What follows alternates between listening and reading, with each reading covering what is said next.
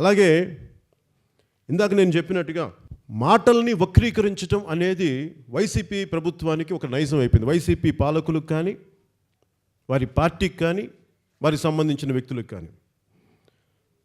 మొన్న నేను మాట్లాడింది హిందూ ధర్మ పరిరక్షణ గురించి మాట్లాడినప్పుడు దానిని వక్రీకరించి నేను హిందువుల్ని తిట్టానని చెప్పి మాట్లాడుతూ ఉన్నారు. వైసీపీ నాయకులకి మేము ఒకటే చెప్తా ఉన్నాను, నేను మాట్లాడినప్పుడు హిందూ ధర్మాన్ని పరిరక్షిస్తున్న హిందూ సంస్థల గురించి కానీ, హిందూ ధర్మాన్ని పరిరక్షిస్తున్న ప్రతినిధుల గురించి కానీ, భారతీయ జనతా పార్టీకి సంబంధించి కానీ నేను ఒక మాట అన్నాను. నేను అన్నది హిందువులు అన్న పదం ఎవరికో ఈరోజు చాలా స్పష్టమైన వివరణ ఇస్తాను. దానికి సంబంధించి రాష్ట్ర దేవాదాయ శాఖ ఎండోమెంట్స్ డిపార్ట్మెంట్ ఉంది. ఎండోమెంట్స్ డిపార్ట్మెంట్లో ఉండేదంతా హిందువులు ఎక్కువ శాతం మంది.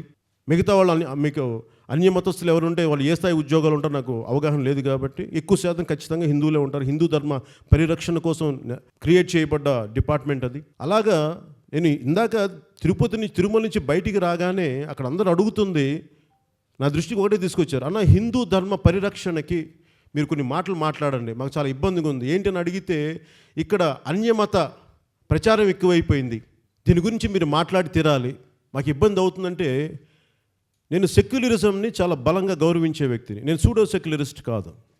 వేరే మతాలకి అన్యాయం జరుగుతుంటే ఎలా మాట్లాడతామో నేను పాటించే హిందూ మతానికి కూడా అన్యాయం జరుగుతుంటే ఖచ్చితంగా మాట్లాడతాం, ఖచ్చితంగా నిలబడతాం. దీనివల్ల ఓట్లు వస్తాయా ఓట్లు పోతాయా నాకు తెలియదు, కానీ భారతదేశ రాజ్యాంగ పరిధిలో మేము చాలా బలంగా హిందూ ధర్మానికి ఏ మాత్రం నష్టం కలిగించినా చాలా బలంగా మేము మాట్లాడతాం. దాంట్లో భాగంగానే మనం మాట్లాడినప్పుడు కడప దర్గాకు పోయి మేము జై భవానీ అనరు హిందువులు. మెదక్ చర్చిల దగ్గరికి వెళ్ళి జై శ్రీరామ్ అనరు. అలాగే హిందూ దేవాలయాల దగ్గరికి వెళ్ళి హెయిల్ జీసస్ అనకూడదు, అది ధర్మ విరుద్ధం. దీన్ని ఖచ్చితంగా మేము ఖండిస్తాం. జగన్ రెడ్డి గారి ఇంటికి 10 కిలోమీటర్ల దూరంలో ఉన్న బెజవాడ కనకదుర్గాదేవి ఆలయం ఎదురుగా ఉండే పుష్కర్ ఘాట్లో సామూహిక మత మార్పిడులు 40 మంది జరుగుతుంటే అవి మీకు వైసీపీ ప్రభుత్వానికి కనిపించవు. నా మాటల్ని వక్రీకరించి మీరు సగం కట్ చేసి సగం తీసేసి ఇది మాట్లాడి చేస్తే మీకు 42 మంది పైగా ఒక మతానికి సంబంధించి మూకమ్ముడి మత మార్పిడి జరుగుతుంటే ముఖ్యమంత్రికి తెలియదా? మీకు కనిపించట్లేదా కళ్ళు? మీకు అసలే ఇంత సామూహికంగా మత మార్పిడి చేసుకుంటుంటే ఎవరి ధైర్యంతో చేస్తున్నారు వీళ్ళు? అక్కడ ఎదురుగా ఉండే ఎండోమెంట్స్ డిపార్ట్మెంట్ కనిపించట్లేదా? మీరందరూ హిందువులు కాదా? నేను మాట్లాడుతున్నా ఆ హిందువుల గురించి మాట్లాడుతున్నాను.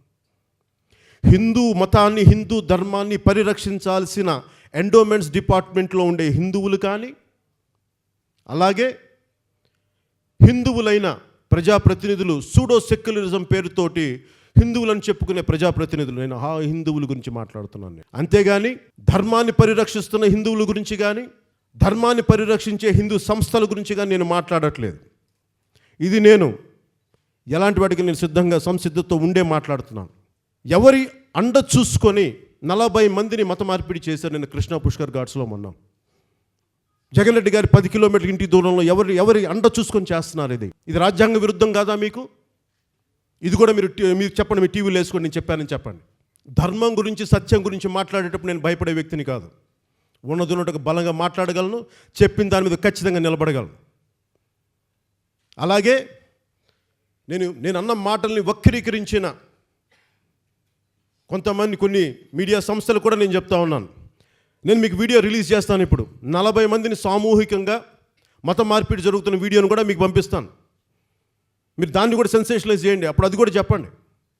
వక్రీకరించి కాదు, వాస్తవంగా జరుగుతున్నాయి చూపిస్తాను మీకు, అవి కూడా వేయండి. దీని మీద, మత మార్పిడుల మీద వైసీపీ ప్రభుత్వం ఖచ్చితంగా స్పందించాలి. స్పందించకపోతే ప్రజలు దీనిని మీరు ఎంకరేజ్ చేస్తున్నారు అని ఖచ్చితంగా అనుకునే పరిస్థితులు ఉన్నాయి.